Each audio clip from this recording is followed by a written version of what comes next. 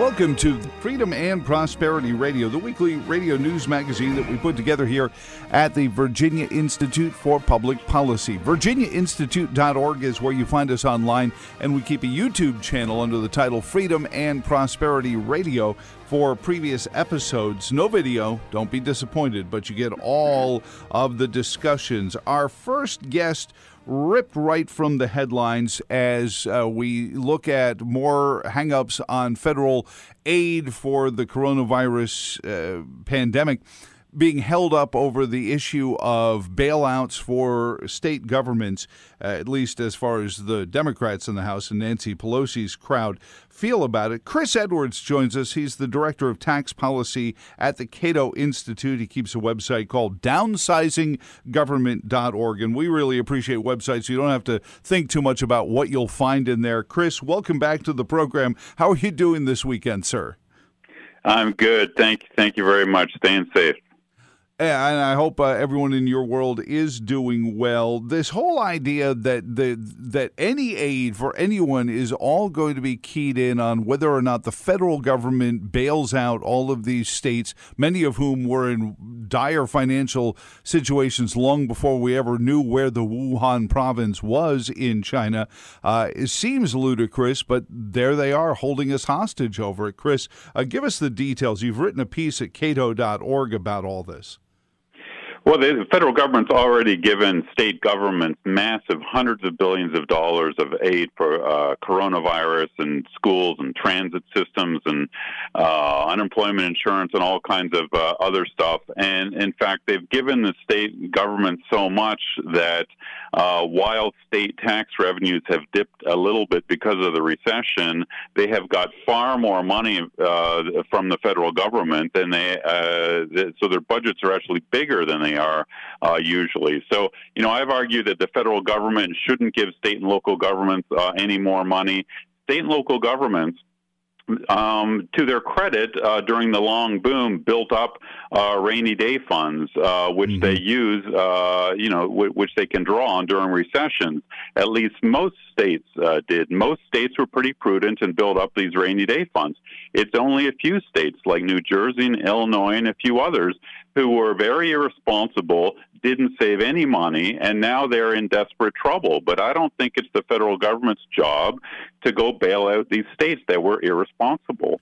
Is it also dangerous? I've made the case that do the state governments realize the Pandora's box they could be opening? We watch the president, and it seems that we've got half the left screaming that the president is threatening to defund cities, or at least withhold federal funds from cities that are allowing anarchy to just rule their streets. And at the same time, another group from the left is saying we need the federal government to give us money in the state governments. Are they realizing that they're arguing two sides of the same issue, that if the federal government starts giving you more aid money, there are going to be strings attached to that? You're absolutely right. In fact, in a normal year, even before COVID, the federal government gives state and local governments about $700 billion a year now, everything from Medicaid to education and housing and many other things. There's always strings attached to this. And I've written at length about this at the Cato Institute. There's over 1,000 different federal aid to state programs. They all come with strings attached. And I think this is a terrible development in American government because it means that the federal government micromanages state and local activities. And one of the bizarre things about American politics today is that, it is the political left that always says that they're for diversity and neighborhood and community, and yet they tend to support these big government aid to state programs that micromanage local communities and neighborhoods. So I think the federal aid to state programs, all this money poured down for all these things like education, there's always this temptation for federal politicians, whether it's Trump on the right or Democrats on the left, to try to micromanage state and local activities, which undermines American democracy. Oh, it absolutely doesn't. It's funny because we've had this discussion. I've been doing this job for 33 years, and it seems like it's circular because we always wind up with, I want my school board to be able to control what's going on in the schools, yet they can't because there's mandates, there's unfunded mandates, there are funded mandates, there are all these things that, my hands are tied. Sometimes it almost winds up, Chris, sounding like it's an excuse for school superintendents to just say, oh, yeah, we can't do anything about it, yet we, just to pick on education for a moment, seem to be getting poorer and poorer results as years go on. You're absolutely right. All this aid to the states and the intermingling of the financial affairs of the three levels of government creates irresponsibility by the politicians. I've got my kids in public schools, and when I hear some dumb thing that's going on in the public school, I don't know who to blame. Is it the school board? Is it the state government? Is it the federal government? Parents don't know. We saw the same sort of thing whenever there's some sort of crisis. I remember back to Hurricane Katrina. All three levels of government pointed fingers of blame at each other regarding the flooding in New Orleans. And, and that's because all three levels of government were involved in creating the flood control measures in New Orleans. And they all blamed each other when it failed. So I think this intermingling of the responsibilities of governments is really, it's a terrible, it undermines responsibility and good governance. Does it also blow up Bernie Sanders' communist Marxist argument that as he goes around and says, his plan is to go make the rich pay for all of these programs? The rich already are paying for these programs. These are states that don't have issues at their schools or police department levels, giving more tax money to the federal government to send to places like New Jersey and Illinois, Chris. Yeah, one of the things that's gone on, sort of an underlying powerful force in American government for really a century now, is this great centralization and power in Washington. Most American government used to be state and local. Government was close to the people, but it's become increasingly centralized over the last century because the federal tax system is a really soak-the-rich system that raises most of the money from high-income people, whereas state tax systems are more fair and proportionate and equal. So the left has pushed all these spending, all the spending initiatives up to the federal level. So while the left always claims that they're for community and democracy and diversity, in fact, they're the ones that have been pushing the power of all these programs like housing and education to Washington, and that has reduced democracy and it's reduced diversity in America. Is everything that you get top down, the federal government puts state and local governments in all these straitjackets, and it reduces healthy diversity and competition between jurisdictions in America. Chris, is this also, what we see as these poor communities become hotbeds of, at least recruiting for these Antifa riots under almost a French Revolutionary, you're poor because they've kept all your money from you, let's go get it, grab your pitchforks and torches. I've referred to it as Munchausen's by government syndrome. They've been making the problem for so long so that they could win elected office over it that now the forest fire has grown too big for even them to handle? You point out something very important, which is that you often see, government politicians really on both sides come in with their big, giant solutions to problems that they themselves created. A lot of the flooding, for example, and the high cost of flooding is partly caused by the fact that federal subsidies have induced Americans to build houses along the eastern seaboard and the Gulf Coast. Those are federal subsidies that induce people to build their houses in dangerous places. It's the same with the wildfires in California. There are California policies that have encouraged people to build houses in dangerous fire-prone areas, and now we're seeing the sad results of that. So oftentimes the federal government creates the problems that then they need to come in and solve in quotation marks with big new government programs.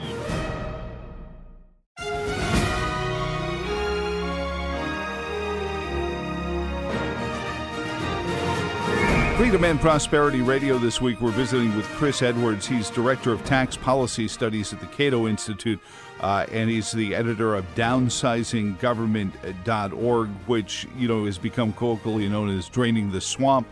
Chris, has the president been as successful as most people would have expected him to, more so or less so, in his quest to colloquially drain the swamp, but as you would have called it for years before that, downsizing government? He has not been successful at draining the swamp because he hasn't cut spending. I mean, spending is the linchpin here that creates all the swamps and all the lobbying in Washington. All the spending with all these regulations attached. Feed all these lobbyists. They all want money. They all want loopholes in the regulations. And while Trump has cut some regulations to his credit, it's this massive outpouring of spending from Washington that creates all these literally thousands of lobby groups that keep pushing for more and more. And so, unfortunately, he has not done a very good job at draining the swamp. Well, and it has always been almost axiomatic to me that politicians aren't going to cut a program. I think it was during the Obama administration, the Congressional Budget Office issued an audit in which they said there was almost $1 billion worth of redundant agencies that had exact duplicates under other umbrellas. For example, I think the most famous one was the predecessor of the EPA still existed, and because nobody wanted to close it down for fear of being campaigned against under the banner of he's against the environment. He shut down the environmental agency that didn't do anything, was completely redundant to the EPA, yet still has a budget line, still gets $1 million budget from the federal government. I mean, just that alone would be a big step in the right direction, wouldn't it? Yeah, you're absolutely right. The Government Accountability Office comes out with an annual report now that describes all the overlap in federal programs. And so you'll have dozens of, say, housing programs that do basically very similar things. And the reason why that happens is because, of course, once you create a program, it becomes entrenched, and the program generates lobby groups that defend it. But also, because Congress has so many committees and subcommittees, literally hundreds of subcommittees, each of the Congress people on those committees, they want to create programs that their own subcommittee can oversee, and then that subcommittee defends to the death that program because they created it. So if you're a congressman from really any state, and you think you want to help housing in your district, you want to create and support a housing program through your own committee, even though other committees already have similar programs. You want your committee and subcommittee to have such a program, and then these committees always defend their programs, and the members of Congress never seem to get together and rationalize these programs.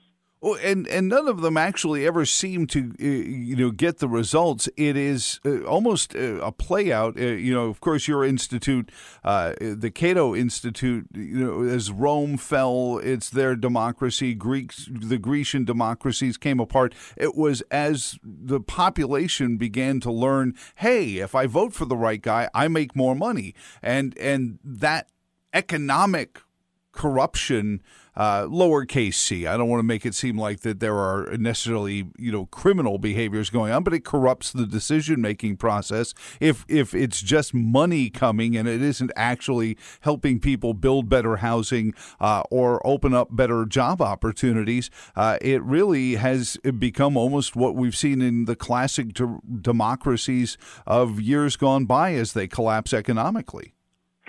Yeah, well, I mean, one thing that happens with programs, and there's actually over 2,000 different federal subsidy programs.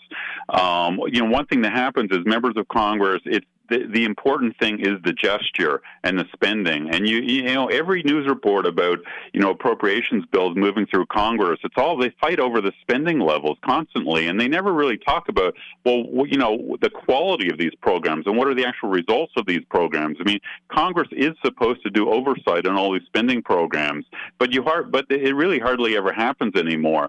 The battles are all about the spending levels, and politicians always claim that they supported this program that is supposed to do something. Whether the program actually does the thing they claim, it's really, the reporters hardly ever report on that, and it's hardly ever discussed in Congress. It's all about the spending levels, and that's one of the problems with pushing all these programs up to the federal level is this huge irresponsibility. They appropriate all the money, and then they never really follow up on how it's actually spent.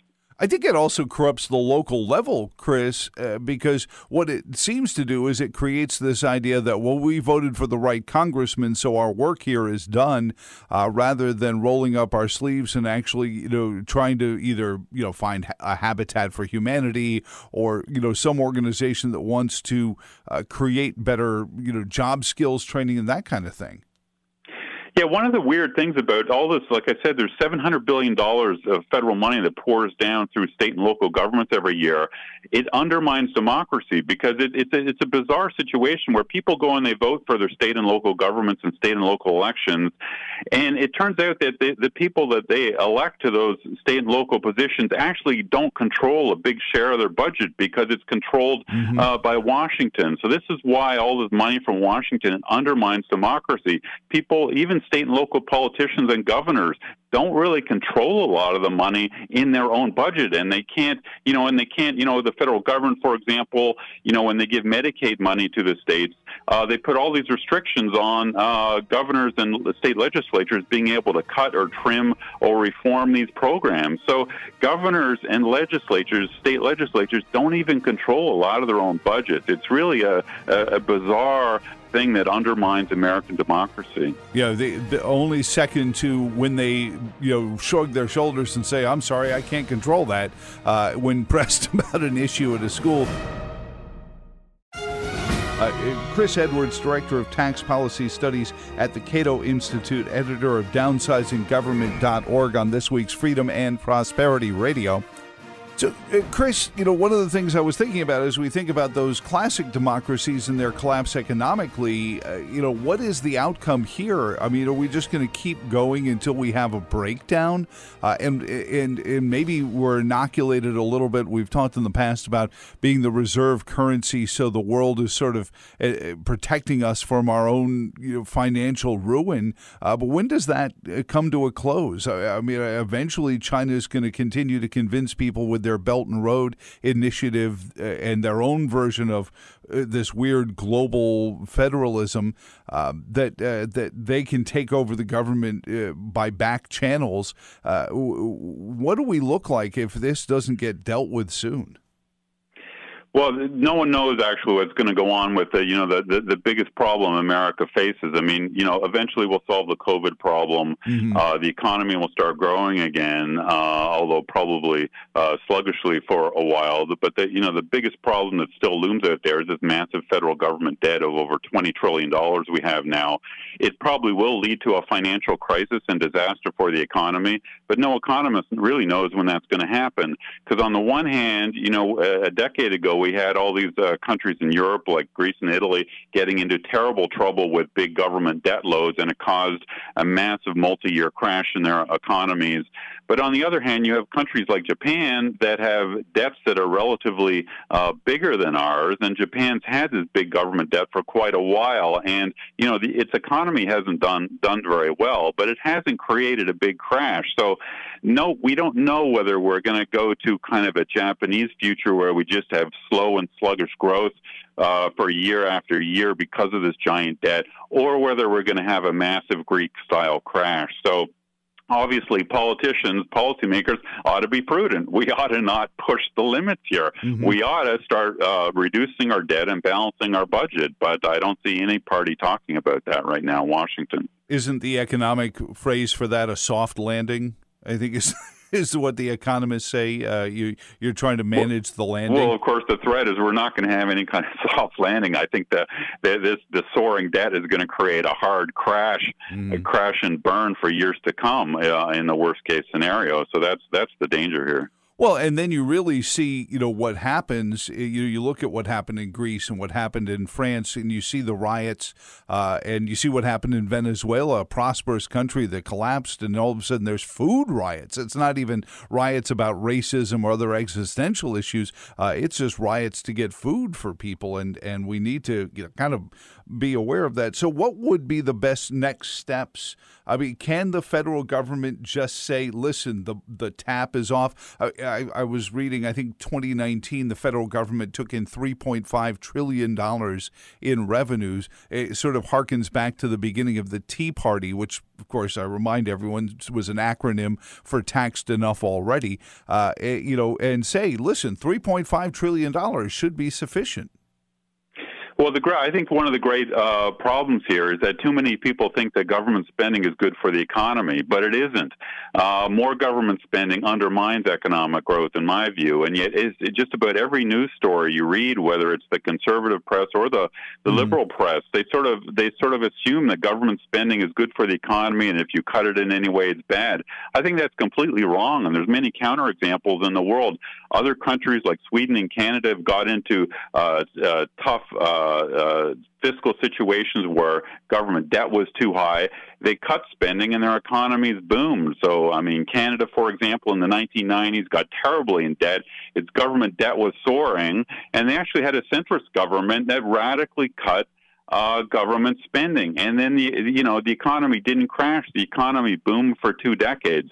So we've got these good examples around the world where governments have greatly cut spending, and it's helped the economy. It hasn't hurt. So policymakers need to, do more research and find out actually that, that spending isn't sort of the good measure for the economy that they think it is. Well, and it seems like it's driven by the next election cycle that, spending equals caring. So Congressman X needs to say, I spent this much. It used to be under I brought the bacon back to the district. Now it's just look at the aid programs that I've funded and these loan programs and these loan guarantees and all these different financial vehicles that, you wonder, well, what were we doing before you did this? And that's the part, I guess, is the problem is nobody can remember what we were doing before all this started. The weird thing about the members of Congress is you look on members of Congress's congressional websites, and it's press release after press release and photo op of them opening a new road project in their district or opening a new housing project in their district and the like. And I always wonder, well, what are these people doing in the federal Congress? They should be running for mayor of their city, or they should be running for their state legislature right. If they want to fill potholes and build local housing projects. The federal government was supposed to deal with truly national issues, national security and defense and the like. And if you want to fill potholes, you should run as mayor, not as a member of Congress. From your lips to the political halls of power in their ears. Chris Edwards, Director of Tax Policy Studies at the Cato Institute, downsizinggovernment.org. Thank you so much for your time this week. You can read his stuff. The blog is titled Federal Aid Dwarfs Fall State Tax Revenues. Read it. We'll link back to it on the podcast of this as well. Chris, you have a wonderful weekend. Great. Thank you very much. Coming up next, Philip Van Cleve, president of the Virginia Citizens Defense League. Our flagship city was the first among many who have discussed, but Charlottesville City has actually enacted gun restrictions beyond the Second Amendment in their city, given permission by the Virginia government. What comes next? We'll visit with Philip next on Freedom and Prosperity Radio.